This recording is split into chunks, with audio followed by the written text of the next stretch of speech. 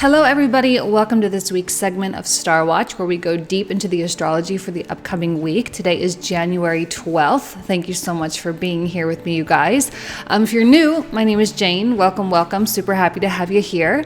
So let's go ahead and just dive right in here. I've got the chart pulled up, so let me just switch screens and we'll get right to it. All right, so let's go ahead and dive right into this. It's a big week. We got a lot of stuff going on. We have the Mercury Retrograde beginning on the 14th. We have Uranus over here in Taurus going direct. We have the nodes transitioning finally after, I feel like, months and months and months of prep, finally moving into Taurus and Scorpio. South node will be in Scorpio, North node will be in Taurus. We're moving into Aquarius season. Did I say that already?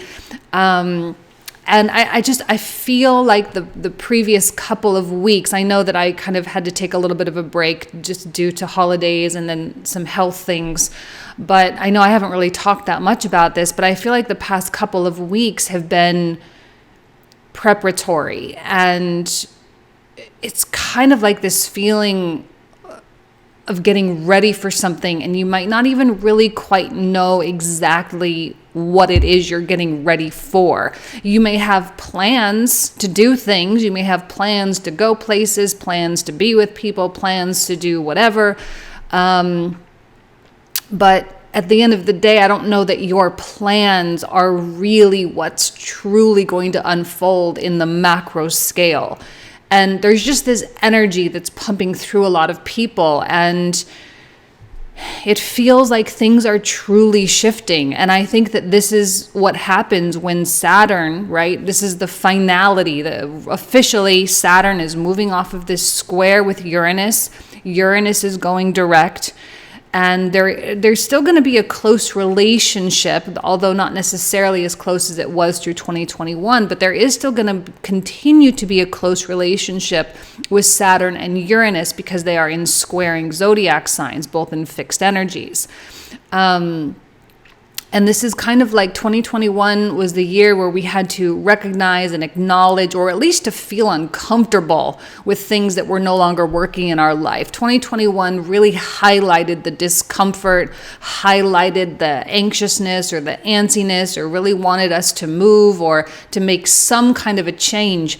If we didn't make the big change in 2021, chances are through 2022, we will make that change.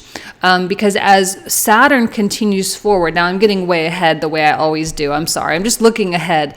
But Saturn throughout 2022 is going to be moving into the Venus, right? Or the Libra decan of Aquarius. So the Venus ruled decan. And of course, we have Uranus and Venus ruled Taurus as well.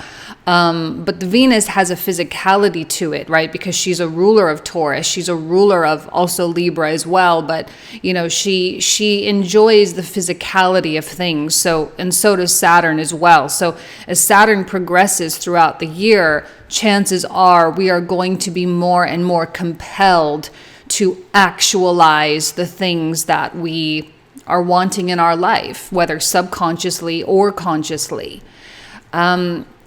Mercury is going to be doing a retrograde this week as well. He officially goes retrograde on the 14th. It's a kind of an interesting retrograde because here he is at 10 degrees as of today, 10 degrees. He's slow right now. And he'll be moving backwards through this initial decan of Aquarius as well. Now, this is the Uranian decan of Aquarius. So, like, I don't know. And I said this with Venus retrograde as well.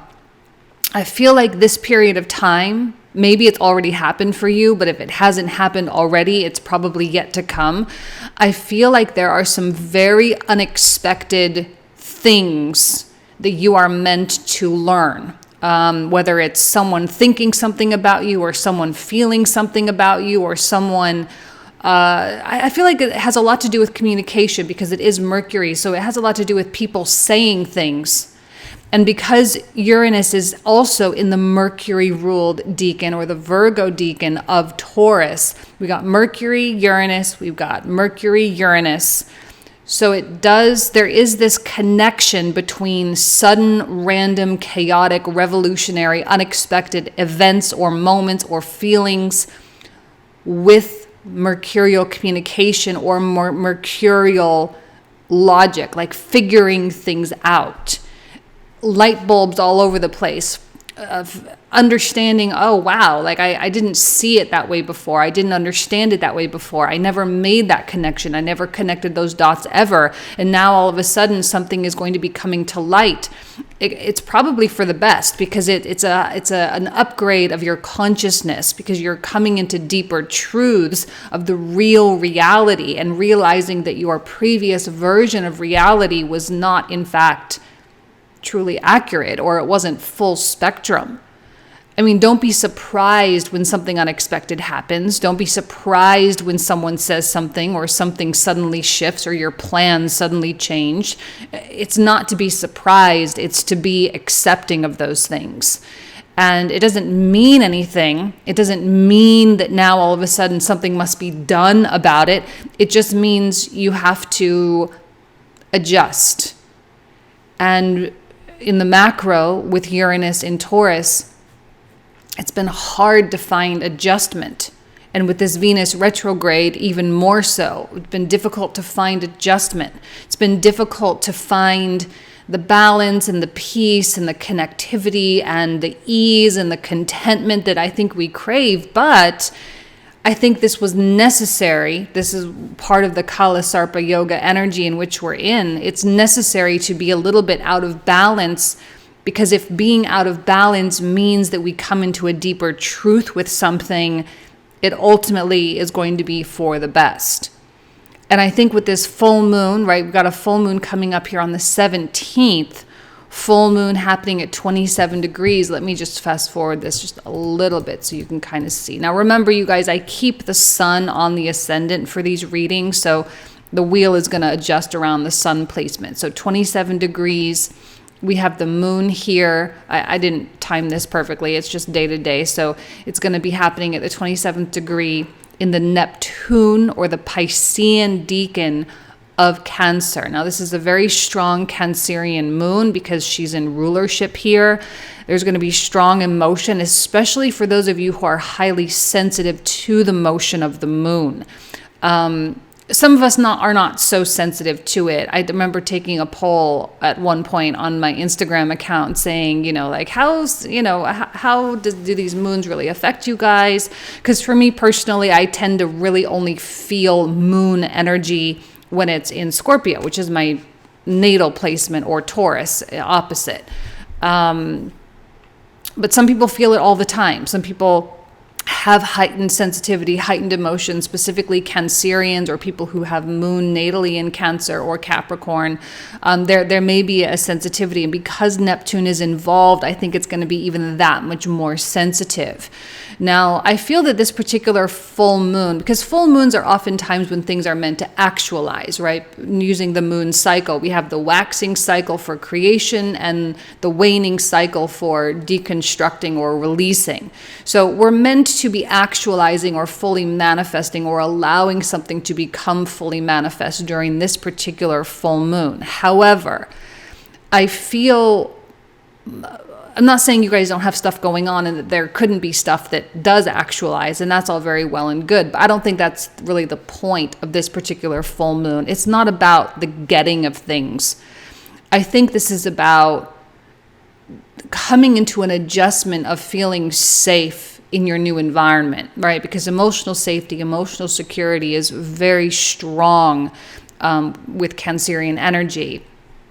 And when we have so many adjustments and fluctuations going on in our life, especially because this particular full moon is happening the day before Uranus goes retrograde, same day nodes transition into Taurus, Scorpio. Okay, so the next day after the full moon is an intense day. We may feel a sense of relief, though, because we're going to feel like, okay, finally, maybe things are back on track. Finally, things are moving forward. Finally, things are a little bit more under my control, or things don't feel like they are digressing. Rather, they're switching gears and they are now more progressing. I think this North Node in the Saturn, or the Saturnian decan of Taurus, it may feel a little bit more like we are able, or we are capable of creating and continuing to build upon the foundation that we've been building for the past several months. I remember talking about this ad nauseum back in Scorpio season. I kept saying, like, this is a foundational time. Yes, it's transformative. Yes, it's Scorpio, but we had that super, super powerful full moon eclipse in Taurus. I think it was 27 degrees right next to Algol, the fixed star Algol, which is a really intense star. Energy building up to that was really intense, but it was the intensity that was needed to get the balls rolling.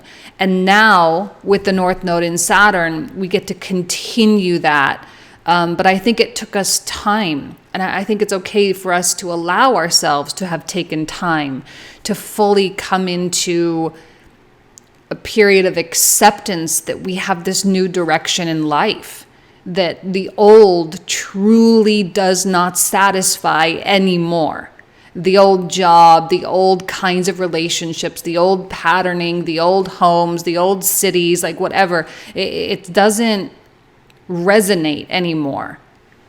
And something needs to shift. Your consciousness shifted first, which is why there was this whole period, a couple of months of just like weirdness. Now, not everyone, I'm not saying everyone went through this whole like weird thing, but from my personal surveys and personal conversations that I've had with a lot of people, I'm realizing that it wasn't just me, that there is a mass amount of people that have gone through just this really strange, like Sagittarius season was strange, Capricorn season was a little bit strange. You accomplished a lot, you got a lot done still, you still lived your life, but it just felt different. And I think the information quality of Uranus, Mercury, and Mercury Uranus over here, the information quality is going to continue, that you're going to continue to be receiving information throughout February, especially as the sun comes through Aquarius as well and comes into that conjunction with Saturn later on in the month. You know, it's like we're going to continue to be receiving these unexpected notions that change our perspective and ultimately change our view of the future, so that the future is very much in flux right now. It's being defined on a daily basis. It's being created on a daily basis. And it's okay to change your mind. It's okay to change direction. It's okay to throw your hands up in the air and walk away from something. Like, that is essential for you and for the sake of your future to not feel trapped later on. Okay, now Mars is going to be coming into Capricorn as well, which is very exciting. This is not technically happening this week. I'm sorry, I'm getting a little ahead of myself, but I just want to prepare you. This is great, right? Mars moving into Capricorn, because Mars will be in exaltation, which means he's going to be highly productive. That's not happening, though, until the 24th. For now, Mars is still in Sag. I really don't mind a Mars in Sag. I really don't. I personally enjoy it, because it feels, even if things are weird, there's still that quality of optimism. And because it's in the sun decan, it does have a lot to do with you, right? There's kind of a selfish quality there, but not like a negative selfish. It's like a selfish in terms of self-care, in terms of how can I best express myself? How can I best provide? How can I best give? How can I be my best, so that it makes the world a better place, so that it heals my family, so that it takes me to better places? And because of Jupiter in Pisces now, I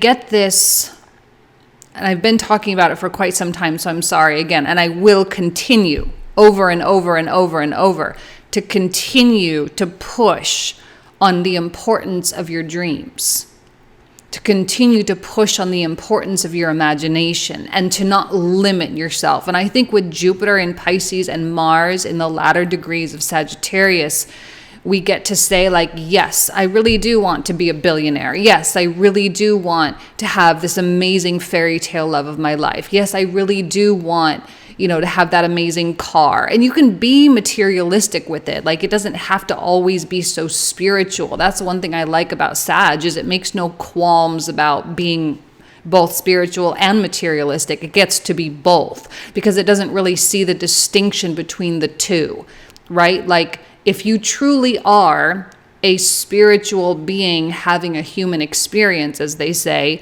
then isn't the whole of the human experience in fact spiritual? I mean, there's no line, there's no separation. We tend to make that distinction, but there really isn't one.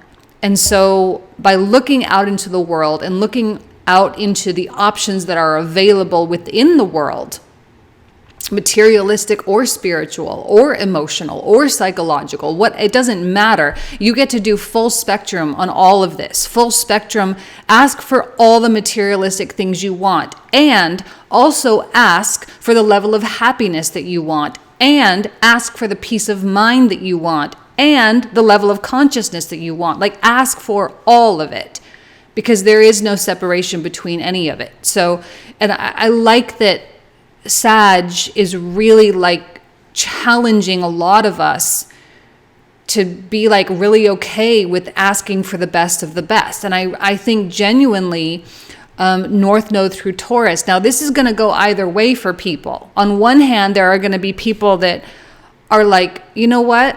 I'm going to feel very determined to go out and achieve my materialistic goals. I'm going to go out and feel determined to go out and earn money and find a new way to earn money. And I'm going to find a new livelihood, and I'm going to change my whole thing. And then there are going to be the people who are going to be terrified because they're so afraid of asking. They're so afraid of making that change. And they are going to have to learn the lessons of their own internal resistance. But Mars in Sag and Jupiter in Pisces do not want resistance. That's not the point of what they're doing here. They're saying, get rid of the resistance, get rid of the rejection, get rid of all of those negative frequencies that you have been emitting that may have been writing a story that you never wanted to live, right? And I feel that there's a lot of, especially with North Node in Taurus, there's a lot of accountability, right? Because Taurus is all about self-reliance. And with South Node in Scorpio, we have to be so keenly aware of the energetic exchange that's going on within our day-to-day lives. And when I say energy exchange, I don't necessarily only mean you with another person. I mean you with the energetic field as a whole. That there is a symbiotic relationship going on all the time. And that there is this, and again, I'm stealing this from Abraham Hicks a little bit, but there is this vibrational world in which we are also living. It's not just what we perceive with our eyes. That is the illusion. And see, that's something that I think this what a beautiful stark contrast is between Capricorn and Aquarius.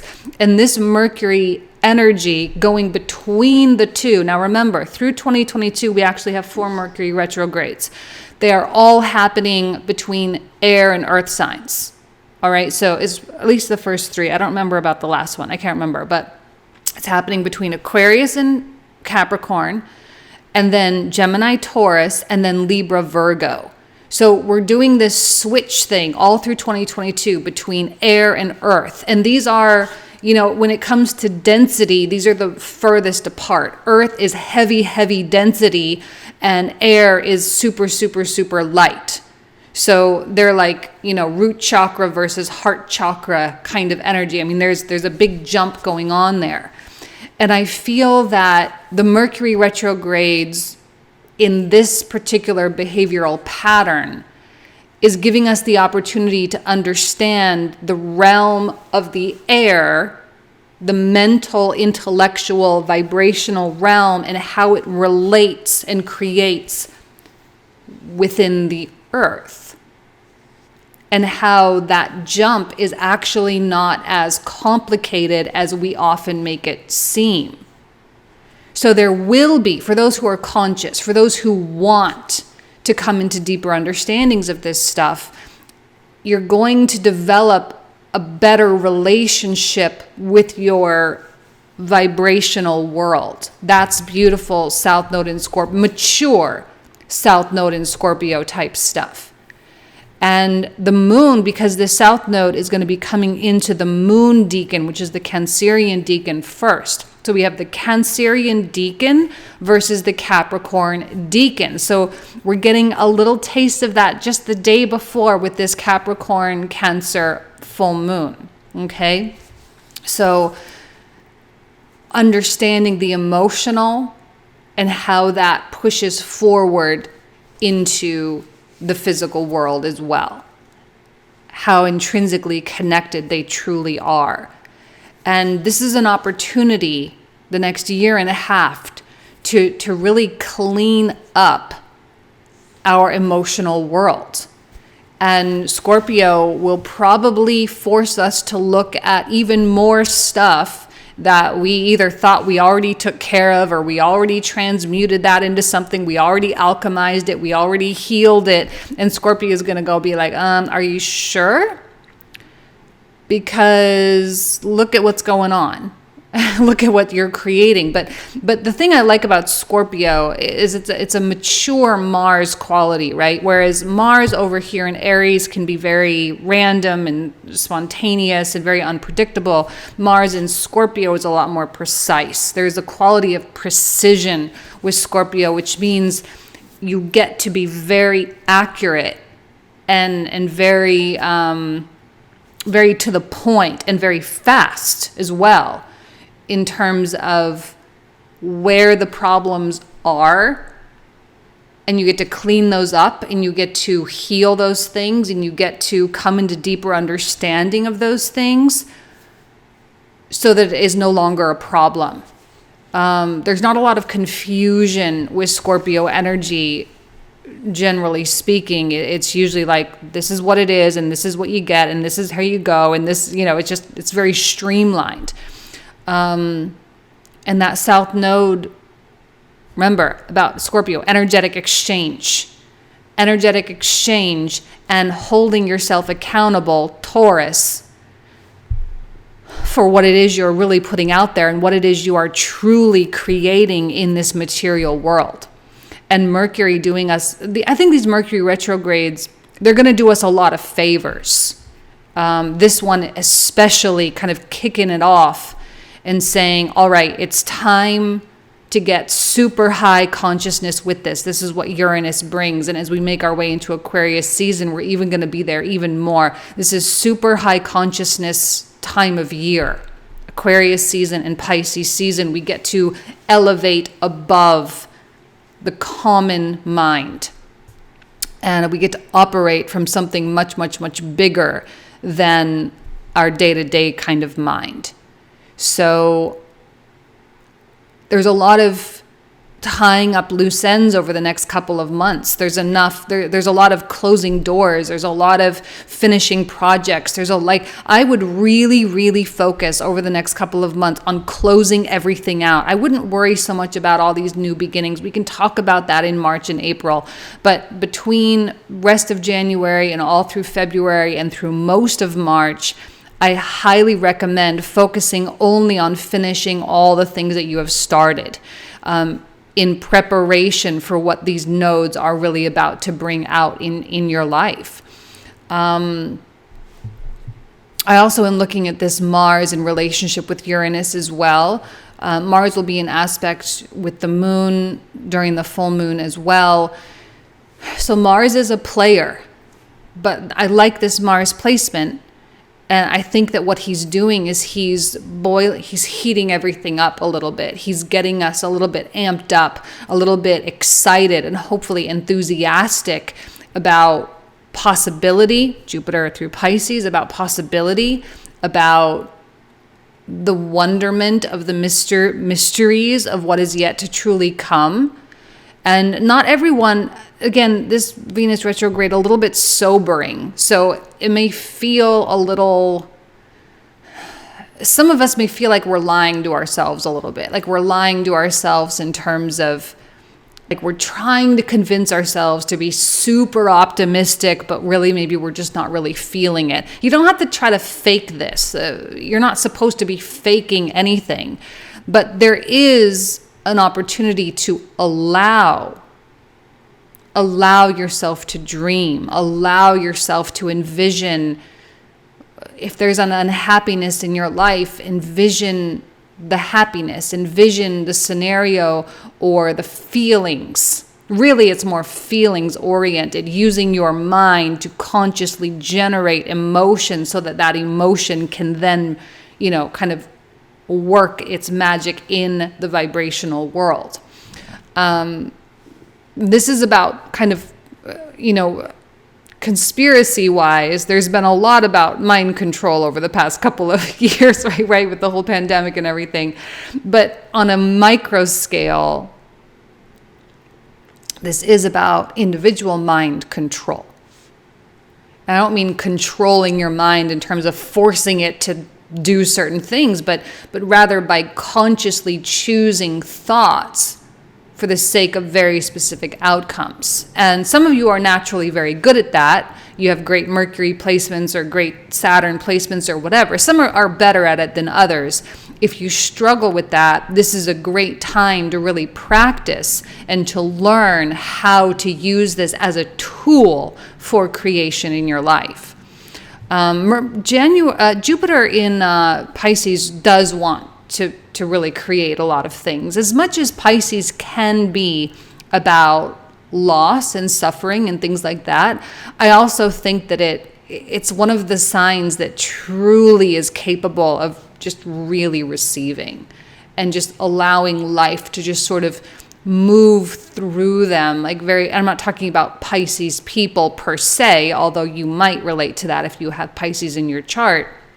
But the Pisces archetype in and of itself, it's basically like this empty vessel and life moves through it.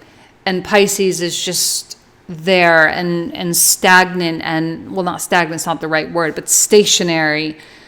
And it envisions that it's not really going through time. Time is going through you, if that makes any sense. And I feel that there is a shift in how you go about receiving life itself, how you go about receiving blessings especially, and how you go about perceiving difficulty. I don't know that you're really going to feel that even if something is very hard, whether it's a health challenge or a financial challenge or a romantic challenge or anything else, a challenge with your child, suddenly it doesn't become a problem. Suddenly it becomes an adventure. And sometimes, even when you're out on a hike, right? Sometimes you get to those places where oh my gosh, I got to really climb up these rocks now. And it's it's hard, but it's a part of the adventure. And I feel like Jupiter through Pisces is really going to show us that on a micro scale, on an individual scale. The 18th, keep your, we're 5-6 days away from that full moon, and then the 18th, and then 19th, Sun moves into Aquarius. So we're almost to Aquarius season. We're going to do a Mercury-Sun conjunction here. Mercury going backwards, the Sun moving forwards. Again, a lot of unexpected kinds of energy as we make our way into next week. So that'll be more for a topic of conversation next time. Okay? All right, but I hope you guys enjoy it. I hope you guys have a good week. All right, I'm going to talk to you guys soon. Take care. Bye-bye.